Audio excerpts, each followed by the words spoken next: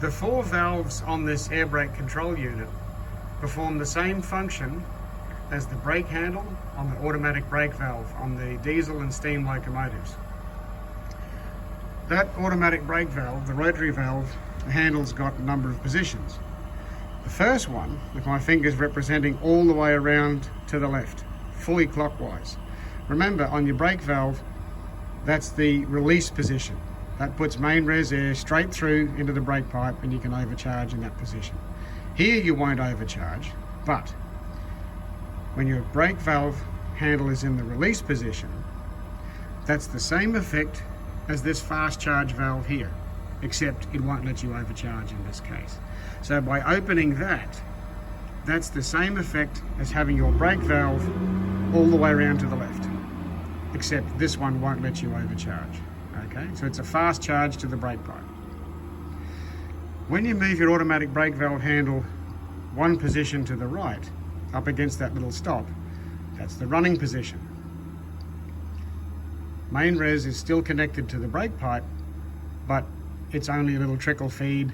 It's not going to allow you to go over 500 kPa. That's the same effect as having the slow charge valve open.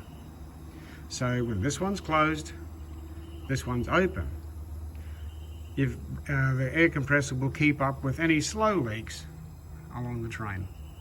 So it's the same, having this one open is the same as taking the brake valve handle on a locomotive to running.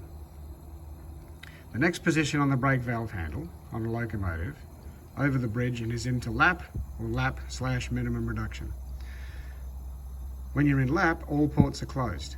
So when this is shut, that's shut, these two are shut, it's the same as being in the lap position. There's no air flowing in, there's no air flowing out of the brake pipe.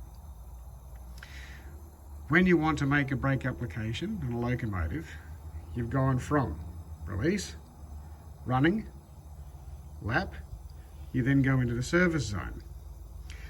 Service zone is the equivalent of this valve here. You can vent that, there's a little choke in there so it doesn't come out too quickly, and you can make applications of the brake, anywhere from just a little bit on to full service. There's no gauge for this, you'll have to go and feel.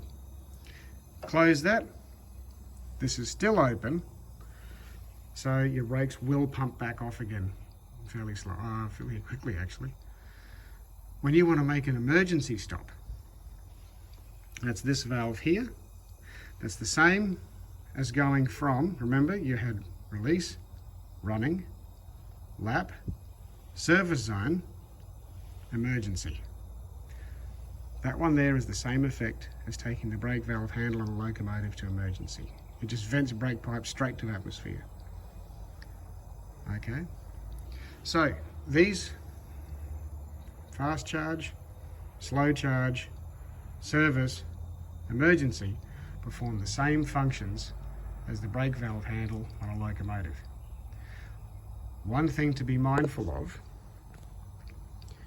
if you use either one of these handles and this is still on, right? When the train comes to a stop, just remember, when you close whichever valve you've used, if this is open, your brakes will pump off, okay?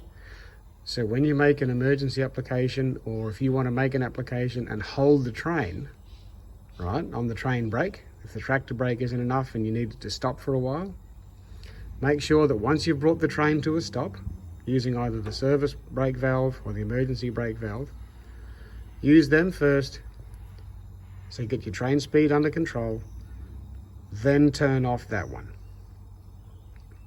Okay?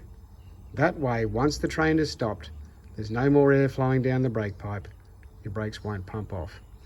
Remember, the only time you really need to use this one is when you're pumping up in the beginning, or you've had to make an emergency stop and all the air's flown out. So remember, that's the fast charge.